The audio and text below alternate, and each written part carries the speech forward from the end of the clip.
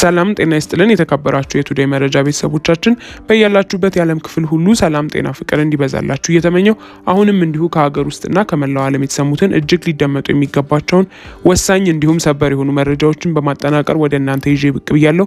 እናንተም ክቡራን አድማጮች ለጥቂት ደቂቃ እስከ ፍጻሜው አብራችሁኝ በመቆየት እነዚህን ወሳኝ የሆኑ መረጃዎች እንድታደምጡኝ እየጋበዝኩኝ ቻናላችንን ሰብስክራይብ በማድረግ ቤተሰብ ይሁኑ እያልኩኝ ለሰዓቱ ወደ አጠናቀርኩላችሁ ዝርዝር መረጃ በቀጣይ ማቀና ይሆናል። እስከ ፍጻሜው አብራችሁኝ ቆዩ። የብልጽግናው አገዛዝ በአማራ ክልል የድሮን ድብደባ ሲፈጽም በተለያዩ አካባቢዎች በተለይም በአማራ ሸዋ ቀጠና ሰፊ ዘመቻን እያደረገም ይገኛል። ኔትወርክን በመዝጋት ጭምር ኮማንዶን በማሰማራት ካደረገው ዘመቻ ጎን ለጎን በሌሎች የክልሉ አንዳንድ አካባቢዎች ደግሞ ሰራዊቱ ለቆ መውጣቱን ተከትሎ የፋኖ ኃይሎች ወደ ከተሞች ጭምር መግባታቸውንም ታውቋል። ፕሬዝዳንቱ ደግሞ በ1960ዎቹ ያረጁ ጦር መሳሪያዎች እየተዋጉ ነው ሲሉ የፋኖ ኃይሎች በበኩላቸው የሰራዊት ስልጣናቸውን መቀጠላቸውንም ያስረዳሉ። የብልጽግናው መንግስት የጣዳቸው የጦርነት ድስቶች አጣብቅኝ ውስጥ የገባ ቢሆንም አሁንም ሌሎች የጦርነት አውዶችን እያዘጋጀ ስለመሆኑም ተሰሞነኛ እንቅስቃሴዎቹ ግልጽ ማሳያም ይመስላሉ። ከዛ አስቀድሞ ግን ለአገዛዙ መቀመጫ ቅርብ ርቀት ላይ ናቸው ብሎ የፈረጃቸው የአማራ ክልል የሰሜን ሸዋ ዞን የተለያዩ አካባቢዎች ላይ እንደዚሁም ከፊል የኦሮሚያ ክልል የሰሜን ሸዋ ዞን ቀጠናዎችን የልዩ ዘመቻው ማዕከል አድርጓቸዋል። በተለይም በአማራ ክልል ሰሜን ሸዋ ዞን ከበረህት እስከ ምንጃር ሸንኮራ፣ ከአሳክርት እስከ ከሰም ወረዳዎች፣ ከተጉለት እስከ ጣርማበር፣ ከጅሩ እስከ መርሃቤቴ ድረስ በአብዛኞቹ ሙሉ በሙሉ በሌሎች አካባቢዎች ደግሞ ከፊል የኔትወርክ አገልግሎትን ዘግቶ ላለፉት 3 ዓመታት ገደማ እንዳደረገውም ሁሉ ህዝቡን ከዓለም እይታም ደብቆ በመጨፍጨፍ ላይም ይገኛል።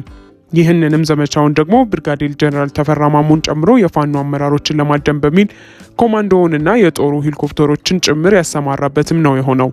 የፋኖ ኃይሎች እነዚህን የመንግስት ዘመቻዎችን ቀልብሰናል ሲሉም የሚገልጹ ሲሆን እንዲያም ሆኖ የተንኮል አለመሳካት ተከትሎ በነዋሪዎች ላይ የዘፈቀደ ግድያዎች መፈጸማቸውንም ያነሳሉ።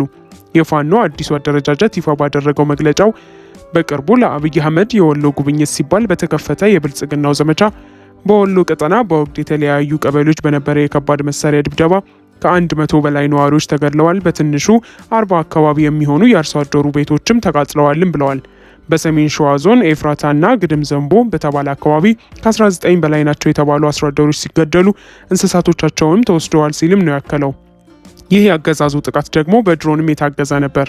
በሰሜን ወሎ ዞን መቄት ሰርኮ በተባለ አካባቢ በመኖሪያ ቤት ላይ የድሮን ጥቃት ተፈጽሞ ሰዎች ሲገደሉና ሲቆስሉ በስፍራው የነበሩ የቤት እንስሳትም የዚሁ ጥቃት ሰለባ ስለመሆናቸውም ነው የተነገረው።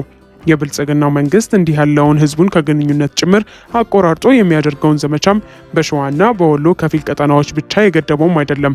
በጎጃም ቀጠና በተለይም በምስራቅ ጎጃም የተወሰኑ አካባቢዎችም ይህንኑ እያደረገም ነው።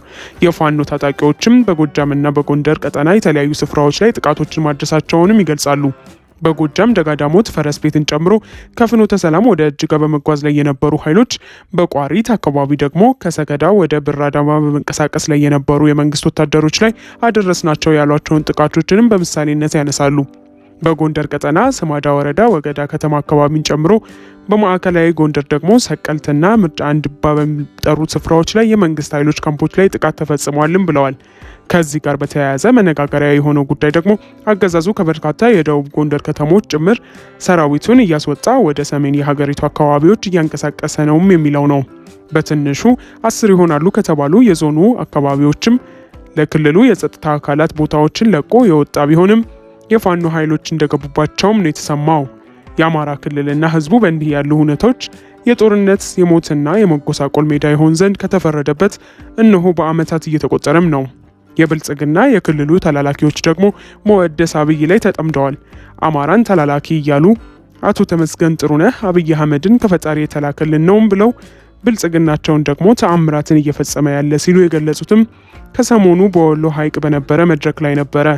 የክልሉን አሁናዊ ቀውስ ለመናገር እንደ ሌሎች የብልጽግናው ባለስልጣናት ሲሽኮረመሙ የማይታዩት የክልሉ ርዕሰ መስተዳደር አረጋ ከበደ ደግሞ ጦርነት ላይ ነን፣ የገጠሙን አካላት ደግሞ በ1960ዎቹ ኋላ ቀር መሳሪያ ነው በማለትም ነው የክልሉ ፕሬዝዳንት ኖት በሚል ብልጽግና የመደባቸውን እኚህ ሰው እነማንን እንደሆነ በግልጽ ያልጠቆሙበትን ይህን ንግግር ሲያደርጉ የፋኖ ኃይሎች ደግሞ በተለያዩ ስፍራዎች የሚያደርጉትን የሰራዊት ዝግጅት መቀጠላቸውንም ይገልጻሉ። ላለፉት ወራት ሲያከናውኗቸው የነበሩትን ስልጠናዎችን ያጠናቀቁ ታጣቂዎችን ማስመረቃቸውንም በማከል እነዚህ ምርቃቶች ተደርገዋል ያሉት ደግሞ በወሎና ጎንደር ቀጠና የተለያዩ ስፍራዎች ላይ ነው። ብልጽግና ኤርትራን ወራሪ ሲል ገልጾ ደብዳቤ ጽፏል።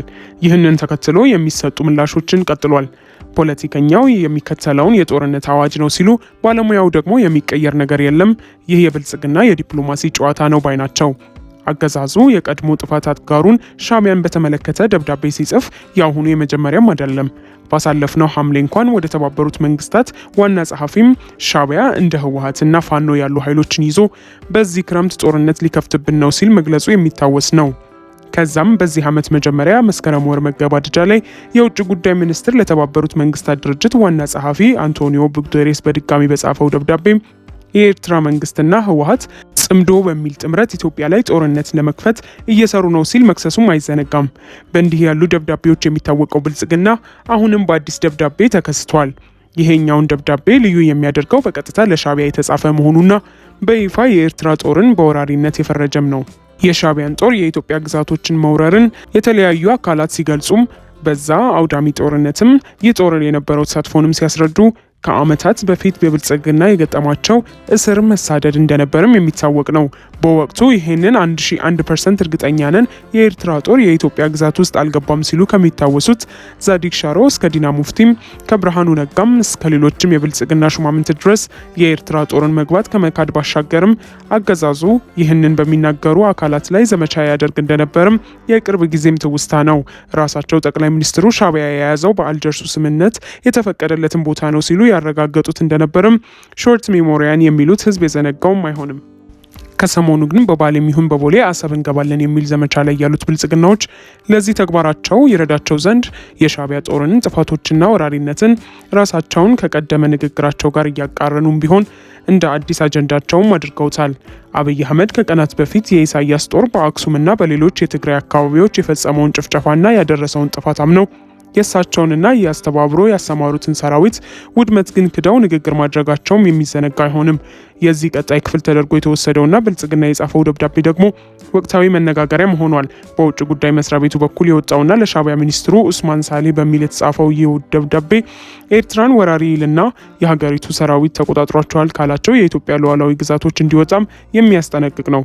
በሚኒስትሩ ጌዲዮን ጢሞቴዎስ በኩል የተጻፈውና ለኤርትራ የውጭ ጉዳይ ሚኒስቴር በተላከው በዚህ ደብዳቤ ላይ ኤርትራ የኢትዮጵያ ሉዓላዊ ድንበርን በመጣስ በሰሜን ምስራቅ አቅጣጫ የሚገኙ አካባቢዎችን ተቆጣጥራ እንደምትገኝም ያትታል።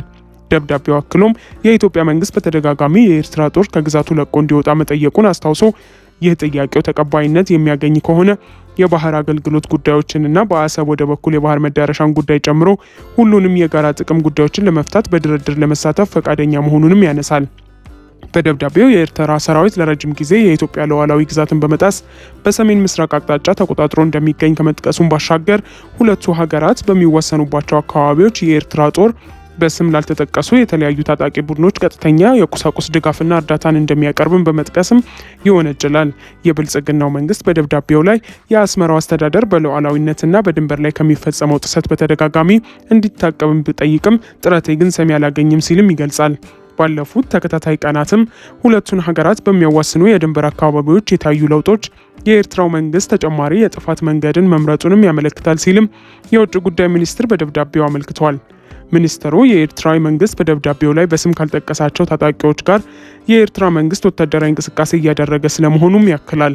በሰሜን ምስራቃዊ የኢትዮጵያ ድንበር የኤርትራ ጦር ወታደሮች ወደ ኢትዮጵያ ግዛት ዘልቀው መግባታቸውንና በሰሜን ምዕራብ የሀገሪቱ አካባቢዎች ደግሞ የኤርትራ ጦር ከአማጺ ቡድኖች ጋር እያደረገ ያለው የጋራ ወታደራዊ እርምጃም ጠባጫሪነት ብቻ ሳይሆን ፍጹም የሆነ ወረራ ነው ሲልም ብልጽግና ይገልጻል። አክሎም ይህንን ተቀባይነት የሌለው ሁኔታ ለማስቆም የኤርትራ መንግስት ወታደሮችን ከኢትዮጵያ ግዛት በአስቸኳይ እንዲያስወጣና አሁንም በስም ካልተጠቀሱ አማጺ ቡድኖች በሚል ከጠቀሳቸው አካላት ጋር ትብብሩን እንዲያቆም በይፋም ይጠይቃል። ብልጽግና አስከትሎ ያነሳው ደግሞ የሁለቱን ሀገራት ጥቅም ባስከበረ መልኩ ለመመካከር ዝግጁ ነኝ በሚል ነው። አሁን በኤርትራ በኩል የተከፈተውን ትንኮሳ ግን በምንም መመዘኛ የሚቀበለውም አይደለም በማለት ይዝታል። በአስመራው መንግስት በኩል ይህንን ደብዳቤ በተመለከተ እስካሁን በይፋ የተሰጠ ምላሽ ባይኖርም ከተለያዩ አካላት በኩል ግን ምላሾች እየተሰጡም ናቸው። አንድን ሀገር የሌላ ሀገር መንግስት ወራሪ ብሎ ከፈረጀ ግልጽ የጦርነት አዋጅ ተደርጎ እንደሚወሰድም የሚገልጹት ተንታኞችም የብልጽግናውን ቀጣይ የጦርነት ዝግጅትም በግልጽ ያሳየ ደብዳቤም ብለውታል። ፖለቲከኛው ጀዋር መሐመድ ብልጽግና ለኤርትራቸው የላከውን ደብዳቤም ወደ ጦርነት ሊያመራ የሚችል መልእክት ነውም ብለውታል። ደብዳቤው በይፋ ጦርነት ከመታወጁ በፊት የሚሰጥ የመጨረሻ ማስጠንቀቂያ መሆኑንም ያነሱና ኤርትራ በሰሜን ምስራቅ ድንበሩ ወረራ ፈጽማለች፣ እንደዚሁም በሰሜን ምዕራብ ከታጣቂዎች ጋር የጋራ ወታደራዊ እንቅስቃሴ እያደረገች ነው የሚለው ክስ እውነት መሆኑን መረጋገጥ አለበትም ይላሉ። በኤርትራ በኩል ይህ የድንበር ጥሰት ተከስቶ ከሆነ ሊወገዝ ይገባዋል። ከዛ በፊት ግን ውንጀላው እውነተኛ መሆኑ በተጨባጭ ማስረገጥ ያስፈልጋል ሲሉም ነው ያብራሩት። በሌላ በኩል የብልጽግናው አገዛዝ በተደጋጋሚ የሚፈጥረው ቀጣይ አጀንዳውን እንጂ የተለየ ነገር የለም። ስለ አሰብ እያወራ ስንት ዓመታትን እያለ አንዳች ለውጥስ ዘልቋል። ይህ ደብዳቤም እንዲያ ያለ ነው የሚሉ ደግሞ ጉዳዩን በሌላ አንጻር የሚመለከቱም ናቸው። በኢትዮ ኤርትራ ጦርነት ዘገባዎቻቸው የሚታወሱት የቢቢሲ የቀድሞ ጋዜጠኛና የኮመንዌልዝ ፕሮፌሰሩ ማርቲን ፕላውትም ከዚህ ጋር የተቀራረበ ሀሳብ አላቸው። ይህንን የብልጽግናውን መንግስት ደብዳቤ የምመለከተው በጥርጣሬ ነው። ድንበር አካባቢ እንደሚሉት የተለወጠ ነገር የለም። የአብይ አህመድ መንግስት ህወሓት፣ ኢሳያስና ፋኖ ጥምረት ውስጥ ናቸው ከሚል ፍርሃት የመነጨ የዲፕሎማሲ ጥረትን ለማድረግ ያደረገው ሙከራ እንጂ የተለየ ነገር የለውም ሲሉም አብራርተዋል። ውድ ቤተሰቦቻችን ለዛሬ ያዝንላችሁን እዚህ ላይ ቋጨን። ላይክ፣ ሼር፣ ሰብስክራይብ፣ ኮሜንት በማድረግ ለቻናላችን ድጋፋችሁን መስጠት እንዳትዘነጉ። ከሌሎች መረጃዎች ጋር በድጋሚ የምንመለስ ይሆናል። እስከዚያው መልካም ቆይታ